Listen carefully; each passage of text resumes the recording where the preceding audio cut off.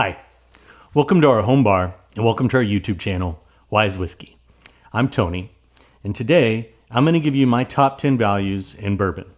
Now, I did a similar video to this a couple weeks ago for kind of all whiskeys, and I want to focus on bourbon today. But when I looked at this list last time, what I talked about was, for the most part, bottles are under $50. This one might have a couple slightly higher than that.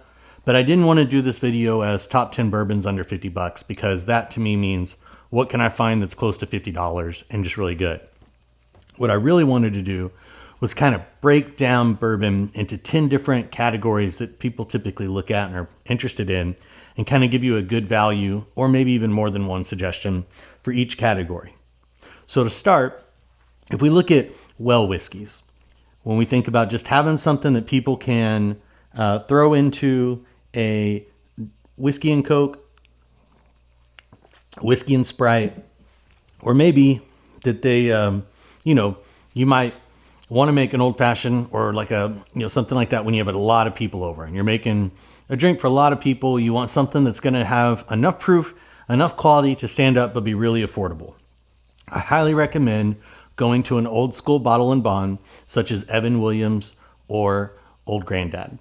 They're a great price point. They're 100 proof. They're 4 years old. I'm not going to go into the whole bottle and bond thing again because I've covered it in a couple different videos, but bottled and bonds are a great way to get value, to get some age and proof without breaking the bank.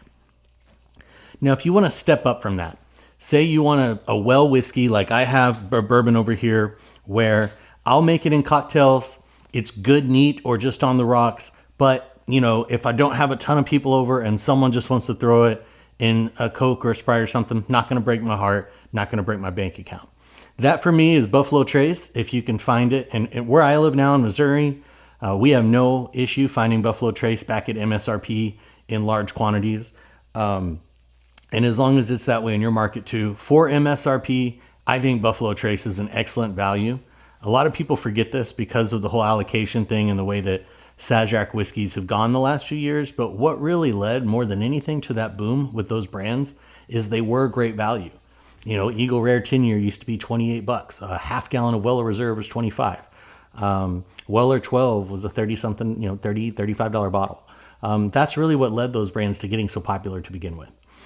So if you can find Buffalo Trace at MSRP, I think it's a great well whiskey for like a step up kind of well.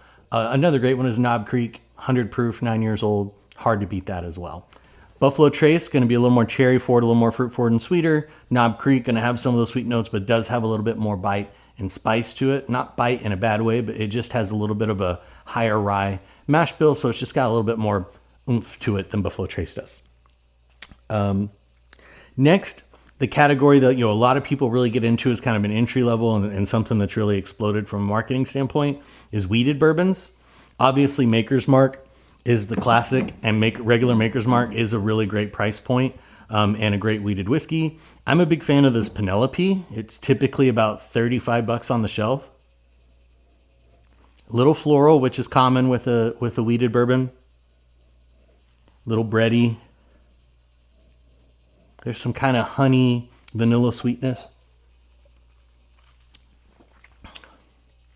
Just a touch of spice. Really sweet after that. A little bit of that floral and breadiness from the wheat comes through. It's well balanced.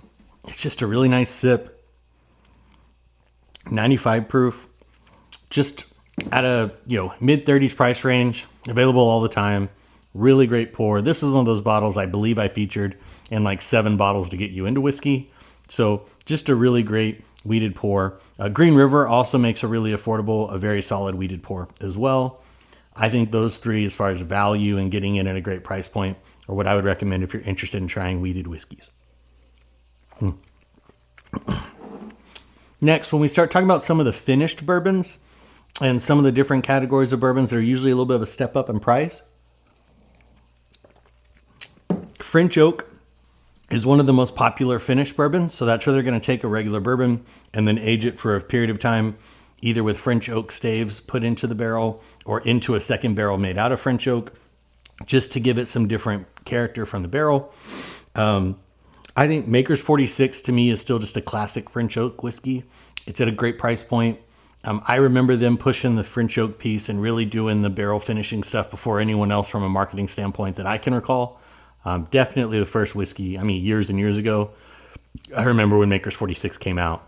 And so for me, it's still really hard to beat for a French oak whiskey, Maker's 46. Then you see a lot of toasted finishes these days. Toasted has gotten really popular.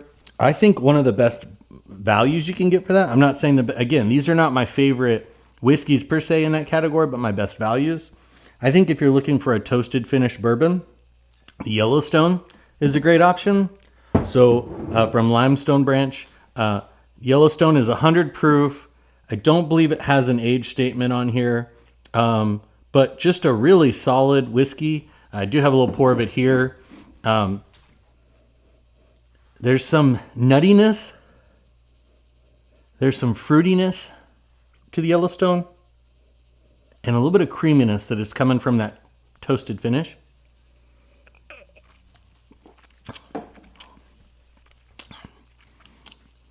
Soft, sweet, and you get that little bit of kind of marshmallow sweetness that I get in a lot of toasted bourbons. I want to say this was a $30-something bottle as well. Definitely not above like 45. I don't recall exactly what I paid for it, but a very affordable bottle. Another great way to get a toasted bottle from a great brand. It's been around a long time. Is Elijah Craig. The Elijah Craig toasted is really nice as well. But you see more and more toasted bourbons coming out, and for the price point, I think Yellowstone or Elijah Craig is a great place to start. Similar to toasted, we have the double barrel. Now, I did a previous video about barrel finishing, so if you really want to do a deep dive into the difference in toasted and barrel finish and French oak and things like that, you can check out my video on barrel finishing that I put out a couple weeks ago, and that'll give you more insight. But if double oaked, which has gotten really popular, if double oaked is a style that you're wanting to try, you really can't go wrong with Woodford Reserve double oaked. It's a great bottle and you see it everywhere. Old Forester 1910, also a double oaked bourbon that's great, and those are made by the same company. Those two are fantastic versions for about the same price point, sometimes even a little bit better price point. You can now find the Barrel Foundation double barrel. So Barrel is typically known as a blender, but in the last couple of years, they brought out Barrel Foundation and then Foundation double barrel to give you some kind of entry level spirits that they're making. And this is still a blend. So we've got what does this say here? We've got an 8-year Kentucky, a 5, 6, and 9-year Indiana, an 8-year Tennessee, and a 5 and 6-year Maryland. So quite a bit of, several different bourbons mixed. So was that 3, 4, 5, 7 different bourbons mixed in from 5 to 8 years old. Remember, it's got to be called 5 years because it's the minimum age. But there's some older bourbon in here. And then they're going to blend that and put it in a barrel again to give it that double barrel finish. Similar to the toasted, I usually get a little bit of a sweet kind of marshmallowy flavor from double barrel. I also tend to get like some chocolate notes when I do a double barrel. Yeah. A little bit of oak, a little bit of spice. Definitely some sweetness there. But for me, with the Yellowstone and the barrel, the nose is not super high up there, but the palate is really where it delivers. That's got a little bit of spice up front. Got a little bit of oak. And then it's just velvety soft. It's got some chocolatey marshmallow notes, some brown sugar sweetness. Just a really rich, soft bourbon. Again, Old Forester 1910, I think, is probably the go-to. Woodford's going to be the easiest one to find because it's everywhere. And those are both really solid.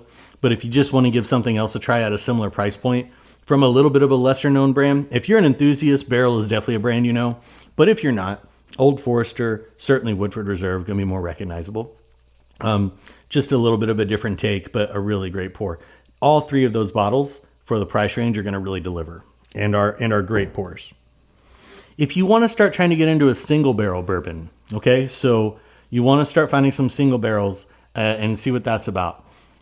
Something that's available pretty much everywhere that I think really delivers on the price point and is just usually significantly more affordable than the rest is Four Roses. The Four Roses single barrels.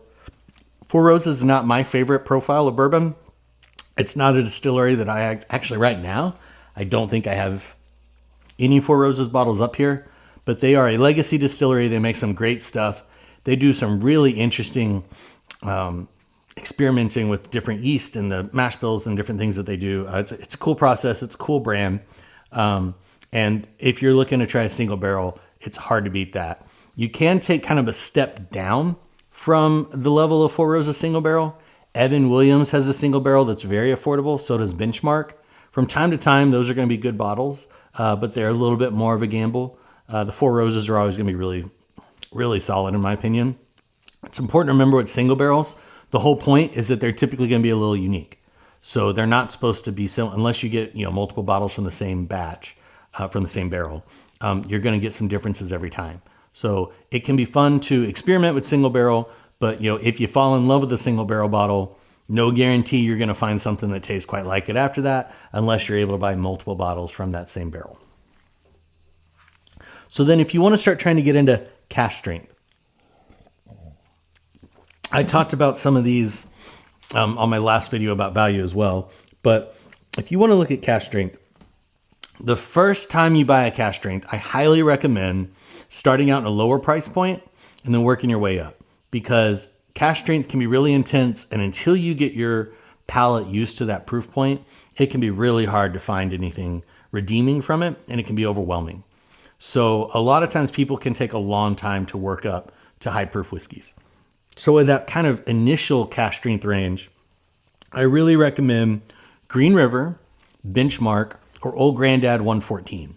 They're affordable bottles, certainly under $40. A lot of times significantly cheaper than that, closer to 30 or even under, depending on the store. And you're just getting a really nice product. You're starting to get in that higher proof.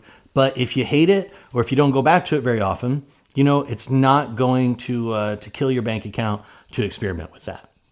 Once you start getting into the higher proof whiskeys where you are enjoying them more, a couple bottles to keep at the house that I think deliver on flavor but are also great values that step up in cask strength would be the Wild Turkey Rare Breed, which I have here, or the Maker's Mark cask strength, which is now age stated 7 years, by the way. The only Maker's product, I believe, currently with an age statement is the cask strength.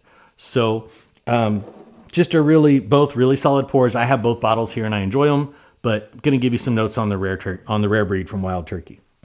And this one is 116.8 proof. So it's a little sweet and savory at the same time. There is just a touch of spice and kind of savoriness to this whiskey on the nose.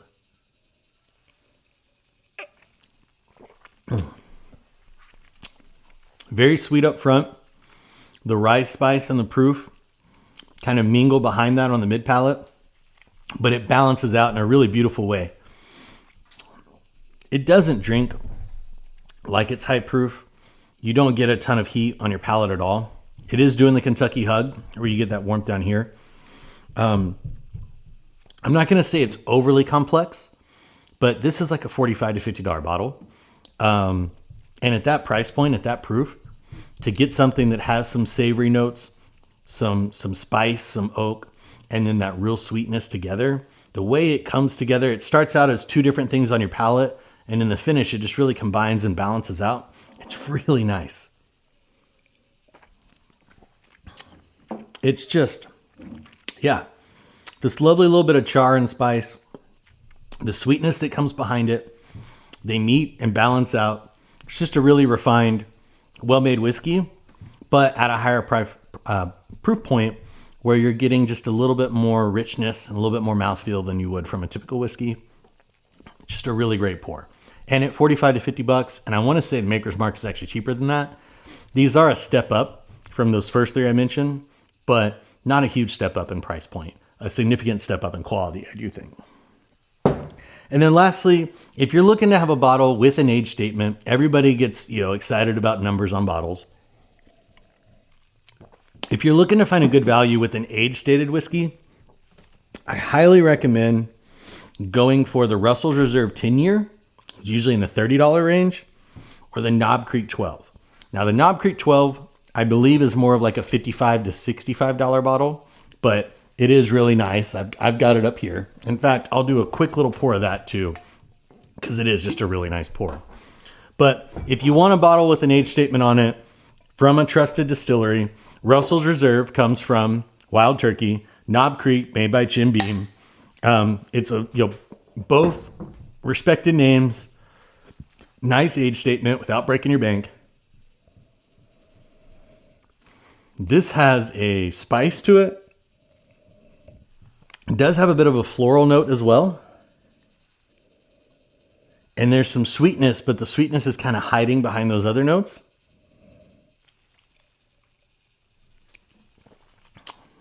Yeah. It's just, when you get older whiskey, there's a softness to it that I really like.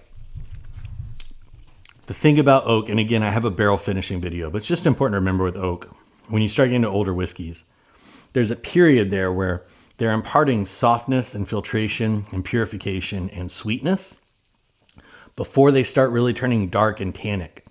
So this is not delivering a lot of that earthy, leathery, super woody oak. This is delivering that soft, clean, vanilla, brown sugar oak. A little bit of rice spice, a little bit of proof. This is 100 proof, but just a really nice bottle. Plenty of bourbon drinkers with different palates that'll enjoy that. From a legacy distillery with a great age statement on it of 12 years. And Russell's Reserve 10, I mean, Knob Creek 12, I do think is a step up from Russell's 10, but Russell's 10 is also $15 to $20 cheaper, something like that. Maybe even a little bit more depending on where you're at. So that makes sense, right? But to be able to have a Russell's Reserve that's, again, from a brand like Wild Turkey with a 10-year age statement on it, it's just another great pour to keep at the house and have someone try from time to time. So those would be my top 10, although we went over more bottles than 10. My top values in bourbon. I really hope you found this helpful.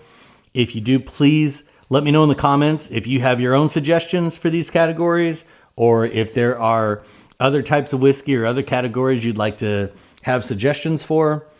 I appreciate you watching. Please like this video and subscribe to the channel if you haven't. And as always, guys, I'm going to ask that you drink responsibly, drink respectfully, but most of all, have fun doing it. Thanks again for joining me. Cheers.